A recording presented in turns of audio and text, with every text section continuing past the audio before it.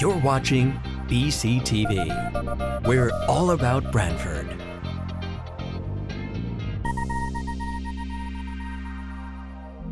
You're watching BCTV, Branford Government Television, a service of Branford Community Television. This program is brought to you in part through the support of the town of Branford.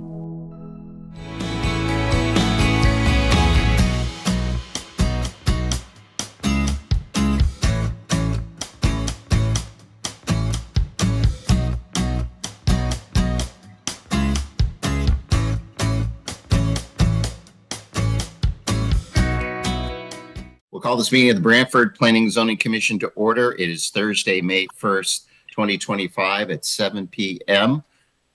For this meeting of the Branford Planning and Zoning Commission. I will introduce members of the commission and staff. Commission member Joe Chadwick, are you here? Joe Chadwick is present. Thank you, Joe. Fred Russo. Fred, are you here? Fred is here. Thank you, Fred. Joe Vayuso. Joe, are you here? Joe Vayuso here. Thank you, Joe. Marcy Pelusi, are you here? Marcy's here. Massimo Liguri. Massimo, you here? Massimo Liguri's here. And Dave Dyer. Dave, are you here? I think I see you muted. I see your name up there, but You do? Where is that? I'm sorry. Dave Yep. Dyer is here. Thank you, Dave. And our staff this evening is our town planner, McKeel Wackers. McKeel, you're here? I'm here.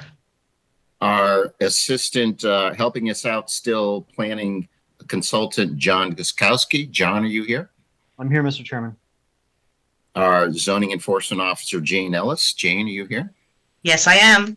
And our clerk recording secretary, Michelle Martin, is also with us. My name is Chuck Andrus. I am chair. And I think we would normally start with reading the notice of public hearing, but I don't know if we have any or if we're just continuing them. We Fred? do not have any public notices to be read. Okay, so we have no public notices to read. I think we're just continuing public hearings that we have previously opened. So with that, we'll follow our normal format for public hearings, which is the applicant goes first, makes its presentation, including any comments from consultants. After the applicant goes, we turn it over to the commission and staff. We often hear staff reports, questions, comments from commissions. At that point, we'll open it up to the public. I'll ask Jane to go through to recite remind people how the public can participate. After the public portion, we allow the applicant to respond to any of the public comments. We may or may not close the public hearing, and it's certainly not unusual to continue public hearings over more than one meeting. Jane, you want to review with the applicants in public the process for participating in the public hearing? Absolutely. So this is how we participate in a Zoom meeting. Only if your computer has a microphone, two-way communication, then during a public hearing, if you wish to speak, hit the raise hand in the participant window at the bottom of the screen. If you do not have a microphone, you will need to call in on the phone to speak. You press *9 and then raise your hand. The information for how to dial is on the agenda. During a public hearing, if you do not wish to speak, you may type your comments into the chat feature. And we will do our best to take a look at the chat, but obviously we prefer that you raise your hand and speak. It's much easier for us to see. Those joining using a computer and Zoom software should note that typing in your full name to view the meeting only and not speak is not required. A pseudonym may be used.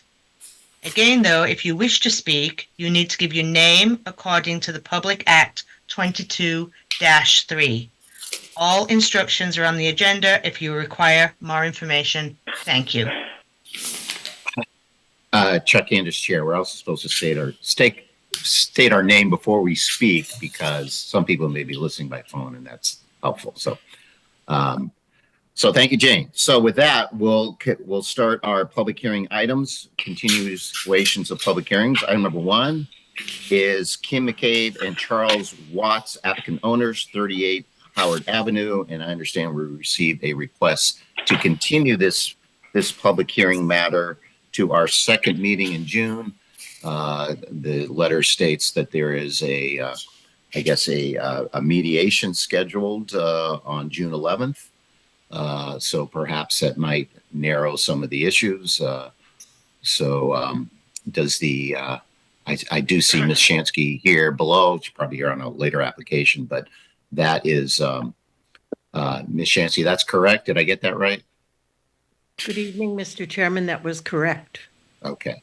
So for this item, unless commission members have any other comments, we will continue this matter. So if you're here on that one, if you're here on item number 1, that's 38 Howard Avenue.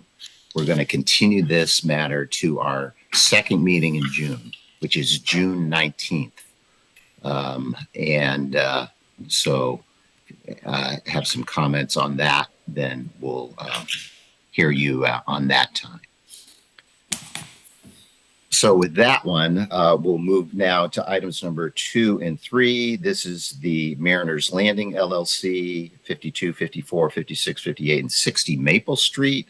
This is the special exception for the approved residential development with mixed use and the site plan modification coastal site plan. This was a public hearing that we opened, and I believe we continued. There were a couple of issues that came up that we wanted some further information about. And I think one was regarding a coverage question, and then another regarding a marina use, the slips on the site and how that affects parking and so forth. So, Ms. Shansky, are you ready to proceed? Thank you, Mr. Chairman. I'm Attorney Marjorie Shansky. I represent Mariners Landing LLC. I'm here this evening with John Mancini from BL Companies. Robert Sachs, the principal of the LLC, is likely logging on momentarily. And we are here indeed to continue what we started last week with the commission. We have these 2 applications. They are primarily site plan modifications, of which there are 24, one of which triggered the special permit that was also filed. We came to the commission with the endorsement of the Town Center Revitalization Review Board on all of the modifications, and perhaps the town planner will comment further on that as he was at that meeting. The special permit, as you recall, is to reconfigure the public access green space adjacent to Building D, now known, I think, as 52 Maple Street, in order to provide a few more public access spaces adjacent to the area on the site where the bulk of the public access amenities converge, including the kayak launch. You requested that we provide specific information about the calculation of impervious cover in light of the proposed changes, and we submitted, I think it was yesterday, an exhibit prepared by BL and the supporting data that came from AutoCAD relating to the calculation. And Mr. Mancini from BL is here to discuss that request and the responses with you, and perhaps we should do that first. Thank you, Ms. Shansky. Mr. Mancini? Okay. Good evening, Chuck, members of the commission. Marjorie, thank you. So Chuck, when we started this work, we were given a electronic base map of the property that was provided to us by Robert Sachs's in-house attorney guy, and John Schmitz walked the property and viewed that drawing, which was a lot of surveyed material of what was being built at the time, and we compared it to the diagram that was approved by your commission. The commission questioned whether or not how we can add a few more spaces and then the coverage not change. The bottom line is the plan that was done before, Marjorie can share it, but what we did is instead of telling you, we didn't get that information by just like looking at the plan. They said 60%. They must have rounded. I don't really know why, but we do it in CAD, and all the areas, that drawing looks like the one we did for our current plan. And when you add all those areas up, the percentage of impervious coverage was 97.2%. Now remember, there were parking spaces along the access, the easement along the right. There was another public access walk there. There are some minor changes, but we don't know why it was called 60%. But the way we calculated it was the same way we're doing our current plan, which you have, which is in AutoCAD with all the we don't just list a line, we actually put a hatch into the area and list it. So we're very confident that what's being represented on the drawings is very close to what's out there right now, and B, that the value that we've given you in that exhibit is correct. Chuck Anderson, thank you, Mr. Mancini. Any commission members have any questions for Mr. Mancini?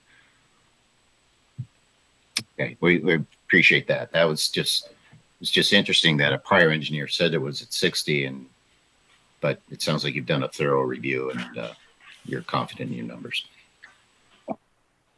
Okay, Ms. Chance, you want to continue? I will, thank you.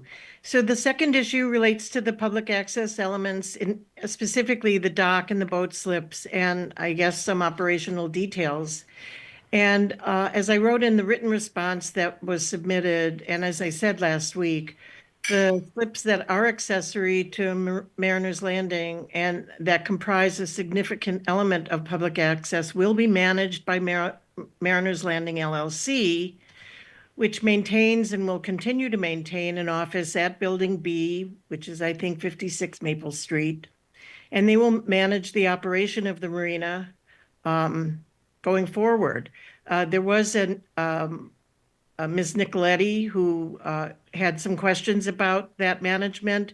She spoke to the commission last week, and she also contacted me this week, and I called her back and discussed her questions with her and assured her that there would be conscientious management and that this is a residential community that seeks to preserve that ethos among the various users of both the private and public elements. Now, in my note to the commission, I corrected the slip count, which I stated erroneously last week, for which I apologize. There are 13 plus 3 slips. The 3 are transient spaces that DEEP required in connection with the approval of the kayak launch, and they extend, I'm going to say, to the left from the kayak launch from the existing dock. And then there are 13 slips going the other way, which are designated 5 for public access and 8 for Mariner's Landing. The transient slips are free to the public and are envisioned to be used by people who may come to dock and then take advantage of the walkway at Mariner's Landing or walk into town and do whatever. So they are truly available to come served to transient boats.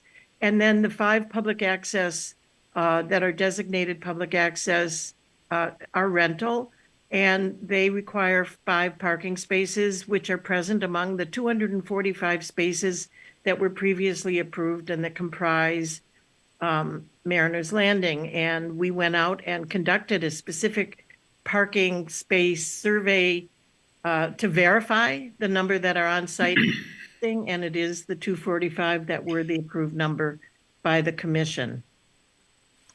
The moorings have been associated with the riparian rights of Mariner's Landing property literally forever, but they were used for a period of time by the adjacent yacht club, and that use terminated in 2021, and the slips and floats have been restored to function by Mariner's Landing. They're fully permitted by DEEP.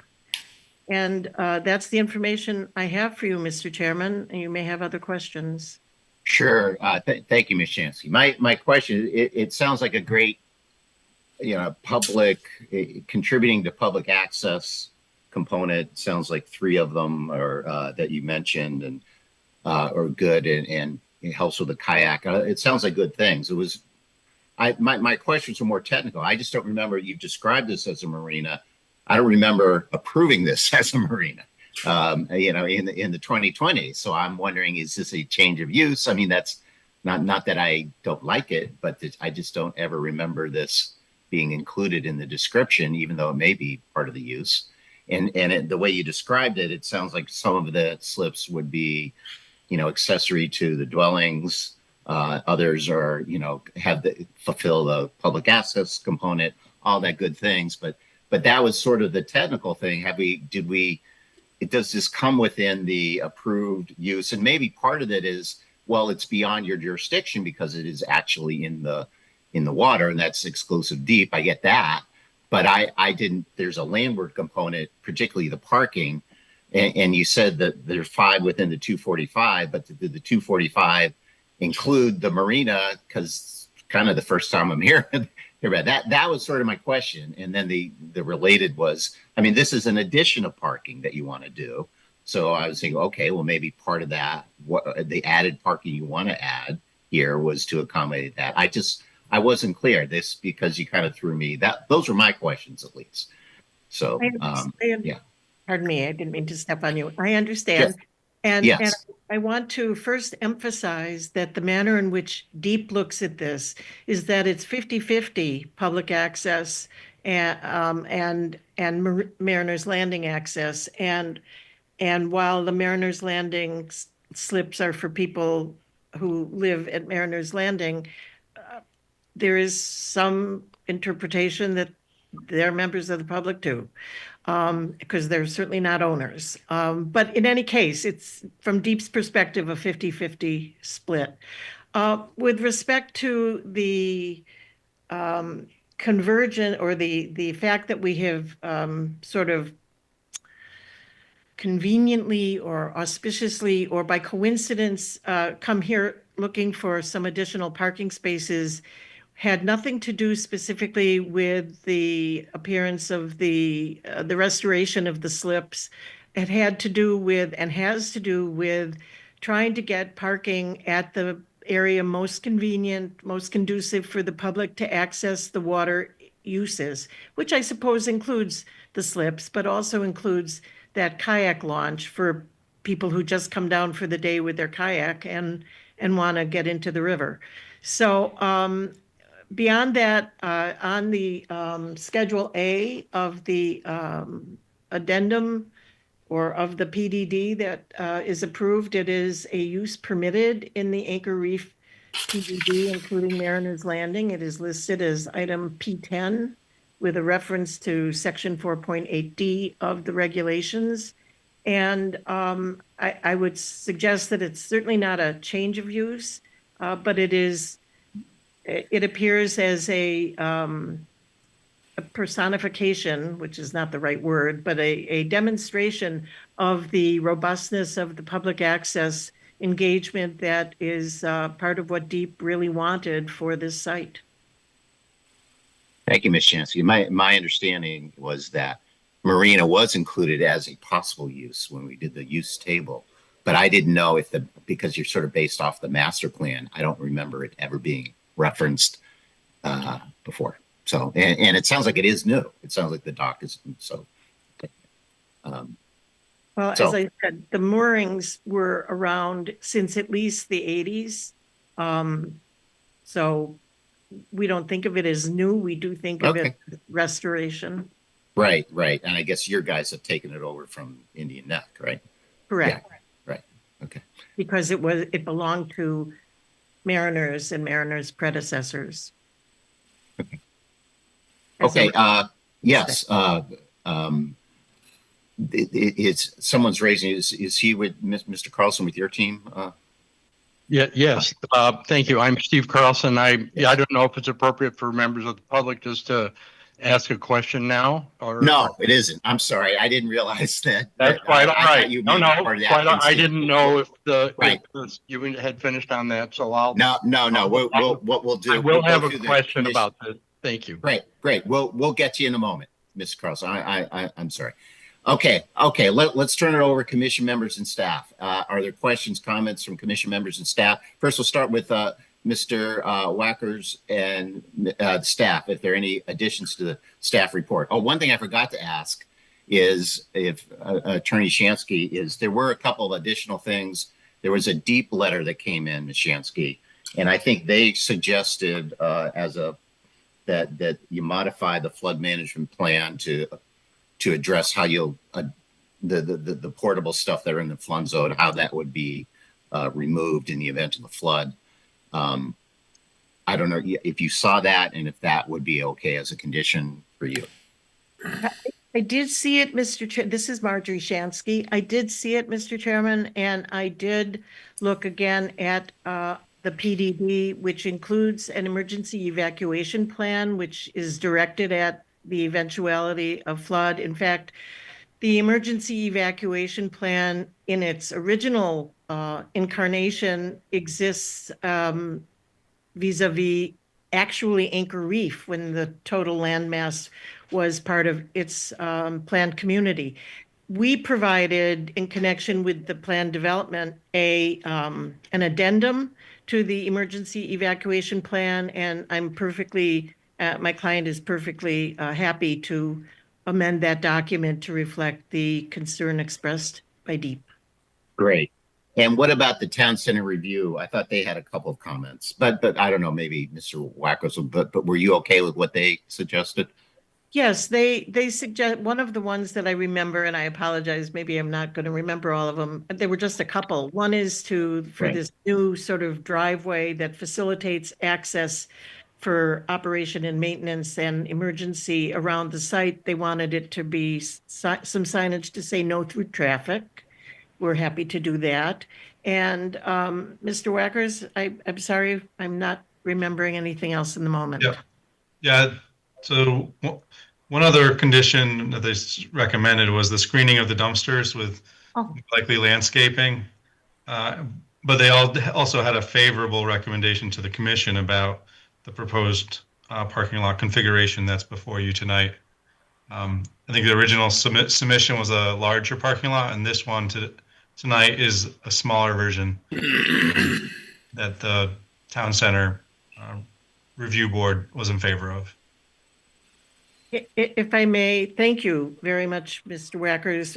Mr. Chairman, Marjorie Shansky, my client advised me today that shrubs, or that may be trees, and I will be happy to supply the type, have been planted on 3 sides of the dumpster locations this week. So we've already complied with the buffering request. Thank you, Ms. Shansky. Mr. Wackers or Mr. Guskowski, any comments first, and then we'll ask if commission members have any comments before we open up to the public.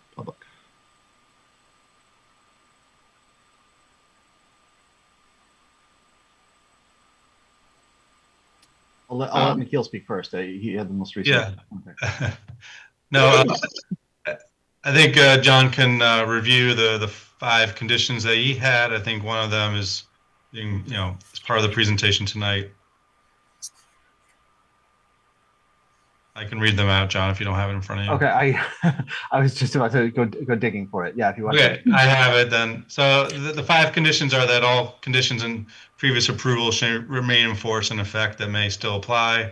The second is the commission approves a special permit per the proposed addition of 41 parking spaces, demonstrated on site plans sheet C1.00 prepared by BL Companies. Condition 3 is proposed parking spaces added by this special exception. Site plan modification shall be appropriately labeled and identified as public parking. And condition number 4 is site plan be updated to include the revised calculations of impervious surface ratio reflected by the commission's choice of parking layout. And condition 5, site plan modifications be made based on staff comments, including details, provide for signage, lighting changes. So, go ahead, John. Yeah, so John Guskowski, consulting planner. Yeah, so of those, certainly one would remain. The 2 was two being the parking changes is sort of one of the fundamental questions still in the commission's hands. And actually, since the writing of that, there were two options. I feel like a 55 parking spot version and a 41 parking spot version. And I believe we're going with the 41 is being the proposed one. Is still up, to be decided and settled. The parking spaces labeled, I think, is an appropriate condition going forward, because certainly any additional public parking should be appropriately labeled, and their signage plan indicates that. We heard this evening the revised calculation about the impervious surface ratio, and then site plan modifications, including details for signage and lighting that was provided, I believe, in advance of the town center review board last week Wednesday. So several of the comments have already been addressed, and I think we are in good shape to move forward on the others. Right. And John, I think there was the deep comment that the flood, I think Ms. Shansky indicated she'd be willing to have that as a condition, that the flood management plan be amended to address concerns of the deep letter of April 23rd, 2025, if we could add that. Sure. And then I don't know about if was there anything left of the town center review board that I think it sounds like the shrubbery that was one around the dumpsters. Sounds like that may have been already accomplished, but and I'm not sure what the other one was. It was just the no through traffic on the access road. Okay, yeah, and if we need to, we include that as well. Okay, so with that, how about member questions, comments from commission members before we open up to the public? Joe Vayuso, I have a question. Joe. Yeah, I'm just curious. When it came to the boat slips, are there three? I think you said three slips that are going to be open to the public as public use. Is that correct? There are 3 transient spaces. This is Marjorie Shantz. Yeah, well, I'm sure it's being done. I just suggested that that's what they are, transient, and give them hours of operation, whatever. That we don't have somebody there thinking it's a boat slip for them to use for long term. So, I mean, just have some kind of good signage there. I would suggest of hours of operations or hours that you can actually park there. Agreed. That's all I have. Great. Thanks, Joe. Other questions, comments from commission members? Fred Russo. Oh, go ahead, Jack. I'm sorry. No, I'll let Joe go ahead. He got in before me. No, okay, thanks. This is fairly minor, but is there an interior space to secure the exterior movable furniture and the charcoal grill and things like that in the event of a bad weather event? Will things like that just be chained up, or will they actually be moved inside? And my question is mostly just debris and missiles. That's a legitimate question to which I don't readily have an answer. Yes, there are interior sort of storage spaces that are associated with Mariner's Landing, and I will try to, while you proceed, text my client and see if I can elicit a specific answer from him. Thank you, Ms. Shansky. And I think the condition about complying with the deep letter, because that's exactly what they said, Joe, is that you should either do one of those things. So I think that those are the options probably. So either secure it inside or get them secured. So Fred. Fred Russo. Yeah, I just want to reiterate what I said last meeting is that, anything that this applicant can do to enhance public access, which might include a couple more parking spaces, I think is a good thing. There's only one river and there's not a lot of access to it, quite honestly. And the fact that the applicant's willing to open up even 3 spaces for transit traffic, I think it's a wonderful idea. So it makes me feel better to hear Attorney Shansky reiterate on her part again the purpose of what they're doing. It's not mandatory, but I think if they've taken that approach, I think it's a good sign. So thank you. Chuck Innes, Chair. Thank you, Fred. Any further questions, comments from any commission members before we open up to the public? Yeah, Chuck Massimo Ligori. Massimo. Yes. I know Marcy had a great idea last meeting. She had mentioned something about that open space, that open grass area space there, being a dog park. Two things. I was wondering if it does become a dog park, and I don't know if that ever got put in consideration by the owners here over at Mariners, but if it does become a dog park, would they have to come back for any type of approvals, or is that something we could do here for future reference for that area? I think it's a great area, and would it be also open to the public if it does become a dog park? Ms. Shanksy, do you want to give your thoughts to that? Thank you, Mr. Chairman. Marjorie Shansky. As a dog owner and dog lover, I actually don't use a dog park, and there's nothing about that space that can't be perambulated on by people and their dogs, even without a fenced-in situation. So, that's just to say it doesn't, on some level, it doesn't matter whether it's a dog park or not, except for not being able to leave your dog off lead. And I'm in favor of not leaving your dog off lead. So, but if there were an interest in making a dog park, my understanding from prior experience on other developments is that we would be back for a site plan modification for that, because it would be a fenced-in area, and that doesn't currently exist. So there may be some sort of waste receptacle that is convenient to that space. There may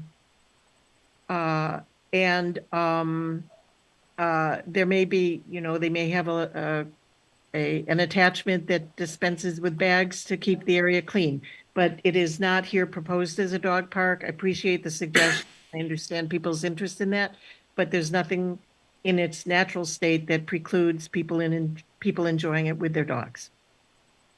If I may supplement that, excuse me, I was there this past weekend, and there is in fact a dispenser for bags, and there is a waste receptacle. And I found that just completely refreshing. Yeah. Chuck Innes, Chair. Thank you, Massimo, Joe, Ms. Shansky. Are there other questions, comments from commission members or staff before we open up to the public? Yeah, Marcy Paluzzi here. Very simple, and I think I just didn't hear it come up. Are the dumpsters also fenced in as well as hidden with shrubs? I believe, but I maybe Mr. Mancini can take a look at that and verify that. I don't have a site plan in front of me. Attorney Shansky, I can sort of jump in. When you presented to the commission last week, they are not fenced in. The Town Center Revitalization Review Board actually did not prefer to have it fenced in. They would like a softer screening as a result. But those are the recycling dumpsters. So we talked at length about that they're not for trash the last meeting. So that might help spur everyone's memory about that conversation. Thank you for that. Yeah, is this sort of a townwide procedure thing? Because I just, I've always seen details with like a stockade fence around it. Not that the shrubs aren't good in addition to it, but maybe I'm not understanding the size of the dumpsters, or, not seeing where they're located. But if that's what the Town Center Review Board prefers, I assume it's fine. Chuck Innes, Chair. Thank you, Marcy. Mr. Mancini, did you want to add anything? Yeah, so they're definitely not enclosed right now, and like Marjorie said, they're not garbage, they're recycling, and they are the smaller, 4 to 6 yard containers. So they're really not that hard to screen with landscaping. They're on a concrete slab. And they're spread out around the site, mostly in the corner parking. Mr. Sure. Chairman, I Yes. beg your pardon, Marjorie Shansky. I have an answer that the chairs will be taken inside the garage and that the grills are in permanent structures and the garages and the buildings are no longer in the floodplain. So I think we have a secure means of dealing with that, and happy to include that expression in the addendum to the emergency evacuation plan. Thank you. Chuck in share. Thank you, Ms. Shansky. Anything else from commission members or staff before we open it to the public? Hearing none, then let's go ahead and open it up to the public. Does any member of the public wish to speak? Looks like I see the name is Kathy Carlson. Jane, you. Okay, thank you. If I can speak, it's Steve Carlson. Kathy's my wife. I live in the Sylvan Point, which is right across the river from the Mariners Landing. We've lived here 12 years, and we're one of the 86 units here in Sylvan Point. My question is just a follow-up in part to what Mr. Vayuso was asking about, and it concerns the dock and marina and so forth, which, by the way, is very nice looking so far, and as is everything else. I was over there yesterday.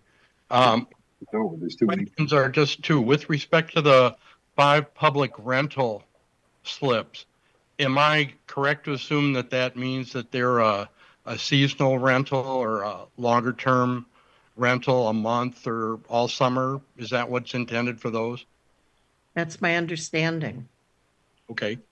And then following up on the transient ones, is the expectation, just to follow up on what Mr. Vayuso was saying, is the notion that people would not be able to tie up overnight, that it's simply a day use? Yes. Okay. And all right, because generally I would say, having lived here, the people on slips up and down the river are really quite respectful of their neighbors, and I don't recall any issues. And so I don't think anyone has any questions concerning either the Mariners Landing rentals or also the those for the public, those 5, so those 13. Strictly the 3 transient ones, but it sounds like you have a plan. And if people get rambunctious or out of line, you have someone on site who, and I assume you'll probably post a sign that will say something else about no excessive noise or something to that effect. There will be appropriate signage, including no overnight docking. Right. Thank you. Those are my questions. Thank you, Mr. Carlson. Are there other members of the public who wish to comment? We have one, Tracy Everson. Hi, thank you. I'm trying to manipulate my Zoom here so you could see me too. There we go. Sorry about that. I'm Tracy Everson. I'm a Branford town representative here in District 5, where this development is. I apologize if this has been asked and answered. I'm just joining the discussion here tonight. Is there a reason why these additional parking spaces are being asked for that were not part of the original plan, given that this is a transit-oriented development and in our TOD designed to really get people out of their cars, not in their cars? So I'm not sure if that's an appropriate question to be asking on this meeting, but if more impervious services are going down there right now, I realize not all the buildings are occupied, but there seem to be plenty of parking spaces there. And we certainly have a ton of empty parking spaces at the train station, which is a short walk away. Thank you, Ms. Everson. We'll ask the applicant to address that. Are there other questions you have besides that? No, that was my question. Okay. Ms. Chancellor, you want to, that's you have covered. That's, why are we doing this? It's a basic question. So our elected representative, I know it may be a little bit redundant, but perhaps you could highlight some responses or a response to that. Thank you, Mr. Chairman. This is Attorney Marjorie Shansky, and yes, I think that has been, frankly, a robust element in both last Thursday and maybe not so much yet tonight. But the core for the request to locate parking spaces where requested has to do with the end of the, or beginning, depending on your perspective, of the public access walking trail, the kayak launch, and particularly for people who are not using the kayak rack to store their kayaks, but come fresh of a day with the kayak or canoe, I don't know if canoes work this way, but on the top of their car, and they have an ease to be able to offload and get to the kayak launch and enjoy the access to the river.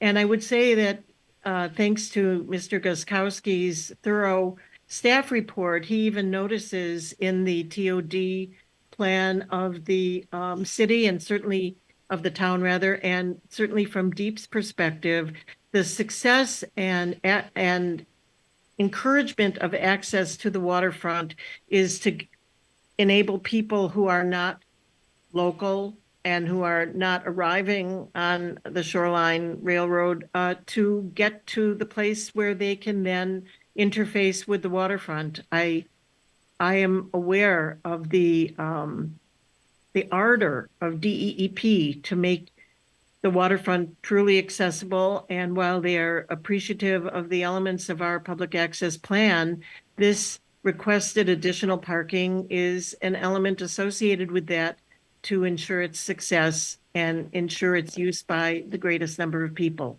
So that's why. And we also were diligent to ensure that they stayed within the standard, which is the 60%, and received testimony from their experts tonight of how that was calculated and to ensure that they were in conformance with that. Are there any other questions or comments from the public? Hearing none, then I think we can close the public portion of this matter. And are there further comments from the applicant, commission members, or staff? Ms. Shansky, any additional comments? Thank you, Mr. Chairman. I have nothing further. Okay. Commission, our commission members and staff, any further comments? And if not, we can close this matter. I assume we can take it up in a bit, but any further comments by anyone? Hearing none, then we'll close this matter as a public hearing. And again, I think we can take this up in a little bit. So thank you, Ms. Shansky. Thank you, Mr. Chairman. Thank you, Commission. Okay, so that's it for our public hearings. So with that, we may as well take these up.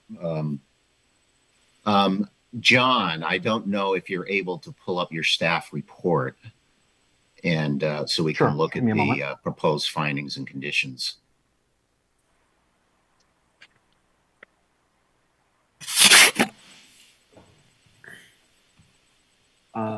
So hopefully people can see that. I've forwarded to page 9 with the draft conditions. I've also tentatively added 6 and 7 based on Nikhil's thoughts about adding a couple of conditions. Okay. And what was the finding? Can you pull that up? I know it's probably on the previous page because it's, compliance with CAM is going to be something like that. All right. Okay. So 3 findings that they are harmonious in compliance with 96F and also in compliance with the coastal site plan review process in 9.7 of the Coastal Area Management Act. And that's subject to conditions that it meets the criteria, the regulations essentially for the PDDs. And Mr. Chair, if I might, John Guskowski, again, these findings were drafted in advance of the revised signage and lighting scheme that the applicant, so the Mhm. part highlighted, the second clause of finding number one, I think could probably be deleted. Okay. As if you're going to be reading these as part of a formal motion. Right. Okay. So the highlighted point, we would delete that. Okay. And I'm happy to do that if you want. Right. Okay. Can you can you do it right now? I mean, cool. All right. We love it. Okay. So those are the findings, and then just run through the conditions again. I know we read them once during the public hearing, and then if they're short enough, maybe you can just run through them quickly again. Sure. So John Guskowski, draft conditions. Condition number one, all conditions of previous approvals shall remain in full force and effect as they may still apply. 2, commission approves the special permit per the proposed addition of 41 parking spaces demonstrated on site plan sheet C1.00 prepared by BL Companies, entitled Mariners Landing Phase 4 Parking Lot Modification, 56 Maple Street, Branford, Connecticut, with the latest revision date of 4/16/24. And that I would look to Attorney Shansky just to make sure that that is the correct date reference, especially given the revisions that were made. Condition number 3. I know we closed the hearing, but I'm going to reopen it Yeah, quickly to see if that's correct. Ms. Shansky, can you hear us? It's a technical thing. Yeah. Does that sound right? Mr. Guskowski is referring to the date on the revised plan. Right. Correct. The one with the revised parking arrangement. I will confirm. And what did you say, John? I'm so sorry. April 16th, 4/16/24. Right. I'm sorry, that should be 25. April 16, 2025. I'm going to check it and I'll send you a thumbs up or a yes in the chat momentarily. Okay, very good. Okay. Thank you. Okay. So moving back to conditions, condition number 3, proposed parking spaces added by this special exception and site plan modification shall be appropriately labeled and identified as public parking. 4, site plan to be updated to include revised calculation of impervious surface ratio reflecting commission's choice of parking layout. And Mr. Chairman, I think that probably could be eliminated. Okay. And so the next, which would be new number 4, site plan modifications based on staff comments, including be made based on staff comments, including light details provided for signage and lighting changes, which already has been made. Flood management plan shall be updated to reflect the comments from Connecticut DEP in the letter dated April 23rd, 2025. And finally, and McKeel may want to weigh in on this wording. There shall be no through traffic in the proposed access roadway. I'm not sure if I'm saying that right. Yeah, John, it's McKeel Wackers. I mean, that is the intention. The commission more wants signage to state that fact. Okay.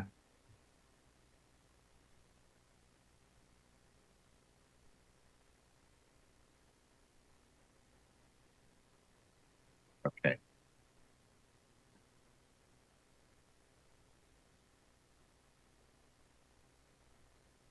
Okay. Are there questions and comments? I guess we're waiting for Ms. Shansky to confirm the date of the last revised plan.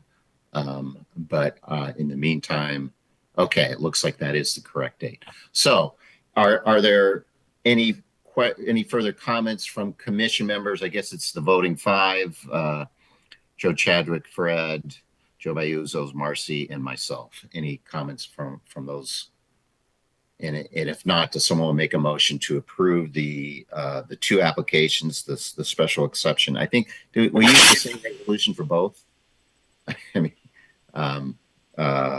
the special exception, I think we can, and the site plan modification is John and McKeel. I think if you look at the findings, I think that addresses both. Okay, so is there a motion to approve this resolution as our decisions for items number 2 and 3 in our agenda? Again, it's both the special exception approved residential development with mixed use and the site plan modifications and coastal site plan, the special exception modification, the site plan modification.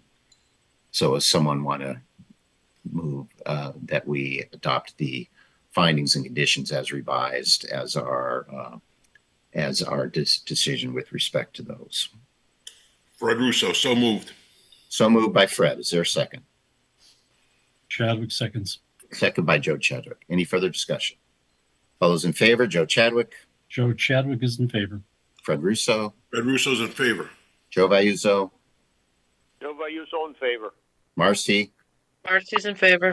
and the chair is also in favor. So those applications are approved. Thank you, Ms. Shansky.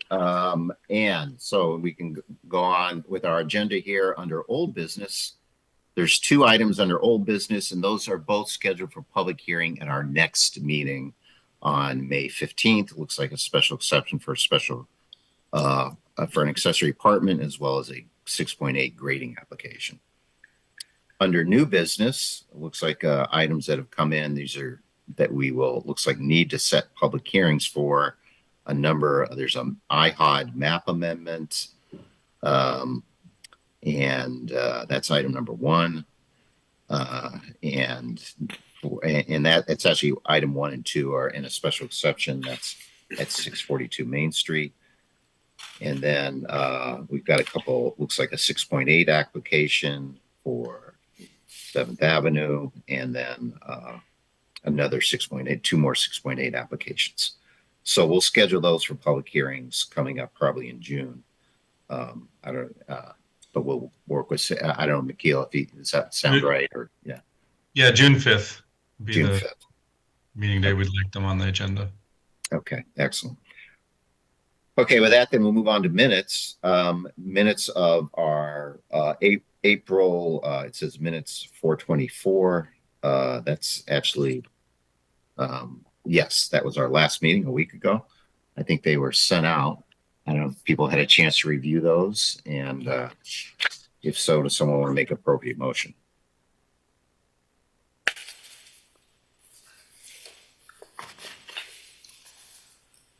Fred Russo will make that motion.